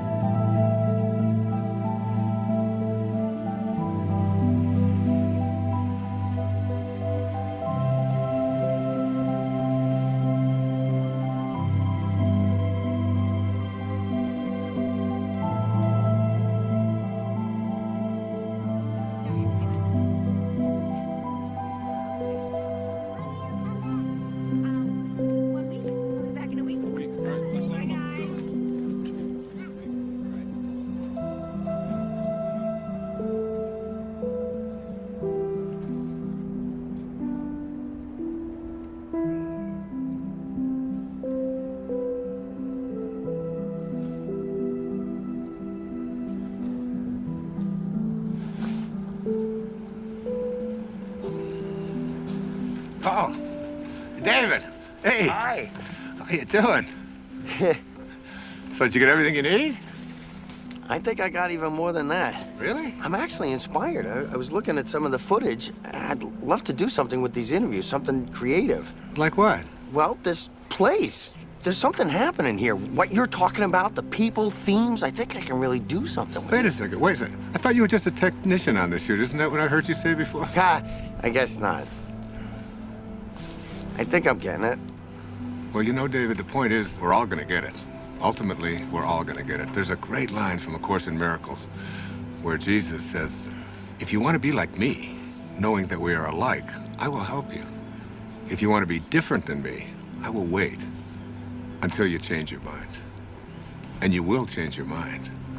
And really, isn't it the ultimate thing is, why should we have to die in order to get it? We ought to be able to get it while we're here. It's been a pleasure. Thank you, my friend. God bless you.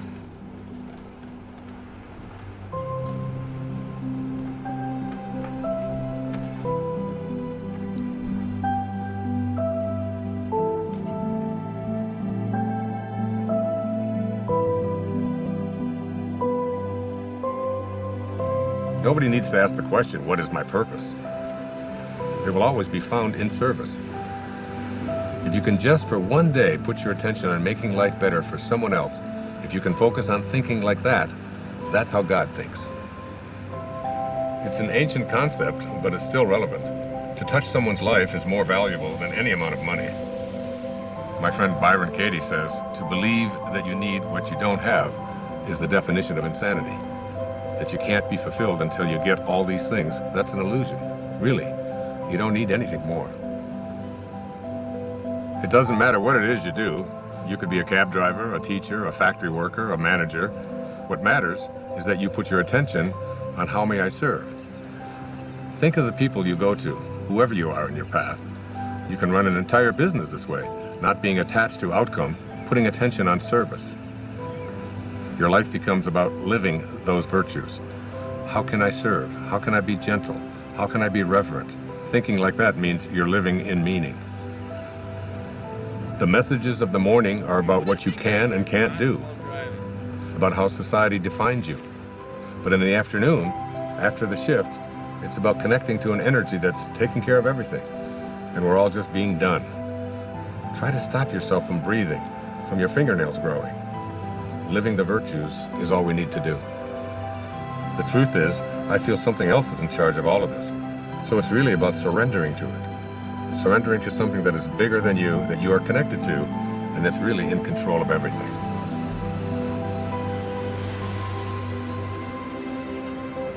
There's a place deep within us that wants to feel fulfilled, that wants to know that my life has made a difference, that I've left this place, this planet that I've lived on, better than when I arrived, that someone's life has been profoundly touched because of my existence.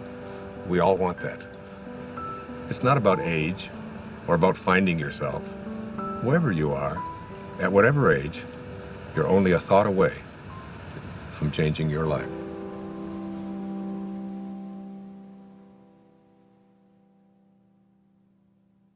This is not a race. You don't have to run. You might even slow it down, take a look around instead of chasing everyone. Nothing to prove, no point to make. If when it's said and done, you know in your heart that your song is sung. Don't go with your song still inside you. Let it guide you every day. We all know that it's good to be humble, but don't mumble your life away. You could lose it all, you would still feel like you'd won. You might fall out of the sky, learn to fly just by reaching for the sun. No need to fret, but by regret. If when it's said and done, you know in your heart that your song is sung.